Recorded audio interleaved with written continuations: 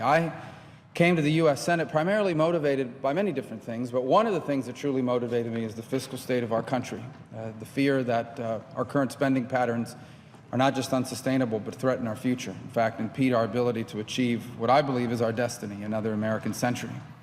And that's why each time that I've been here, that I've had an opportunity to be placed before me a vote on a short-term spending matter, I voted against them, because I felt that they ignored our long-term problems of spending in this country and did not deal with them in a responsible way. Once again today, we're confronted with a short-term spending bill that we are asked to approve. Otherwise, the government will shut down and the world will stop spinning. But today's question is a little different from the ones that have been posed to us in the past. For the one before us today has deeply embedded in it an issue of national security. For the better part of 3 years, I've argued that what's happening in Syria is in our national interest. And many, quite frankly, in my own party, but also in the White House, disagreed with my view. They felt that it was a regional conflict or one that could be handled by leading from behind. And so from that time until today, we have largely watched as the events have unfolded in Syria without carefully explaining to the American people why we should care. But I believed then, and I think have been proven right by recent events, that what happened in Syria and what was happening in Syria was in our national interest. Because if we failed to influence the direction of that situation, it would leave open a space for radical jihadists from all over the world to establish an operational space from which they could carry out their plots, not just against us, but all free and freedom-loving and peace-loving people in the world. And sadly, that's what's happened in Syria.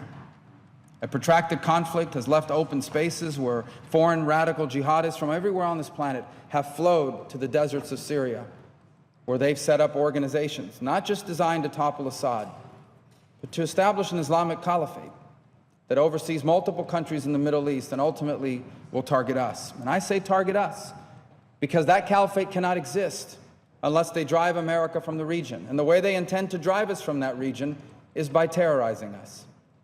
And those efforts began recently when we saw the brutal murder of 2 brave young Americans, including one from my home state, for doing nothing other than being present and being from America.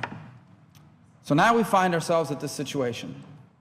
And I feel like the president, and as I said, people in both parties have taken too long to realize what a threat this is.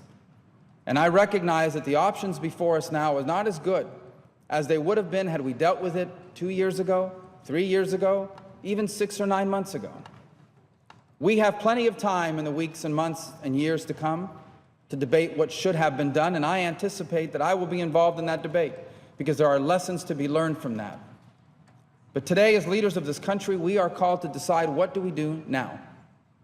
What do we do now when confronted with a very real threat that, left unconfronted, will become a very real danger for the people we represent here in this country? Now, the president's come forward with a plan I wish he would have come forward with 6 months ago, that I called for 3 months ago. But I suppose that, like in most things, better late than never. Even if late means that our chances of success have been minimized, even if it will cost more money, and even if it will now take longer. Better late than never.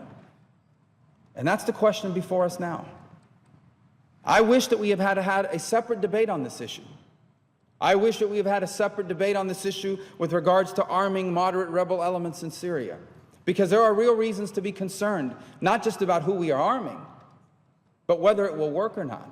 I wish we would have had longer time to debate the broader plan and come before this body and ask for an authorization of use of force, although I think there's a compelling argument to be made that for immediate action, the president does not need, as the commander-in-chief, that authorization.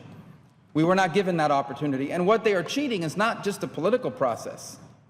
For in that debate, we would have been able to inform the American people so that they too would have learned more about this. And as a nation, we could have come to a consensus about what the right thing to do is. But in the end, that is not the opportunity before us now, and we are asked to decide things in this chamber that are in the best interest of our country, even if they didn't work out the way we wanted them to, or did not develop the way we wanted them to. And that's what's before us now here today. I say this to you without a shadow of a doubt. As I said weeks ago, if we do not confront and defeat ISIL now, we will have to do so later. And it will take a lot longer, it will be much costlier, and even more painful. We will confront ISIL one way or the other, and I believe the sooner the better. What we are asked to do now is approve funding to arm moderate rebel elements in Syria. There is no guarantee of success. There is none. But there is a guarantee of failure if we do not even try. And try we must.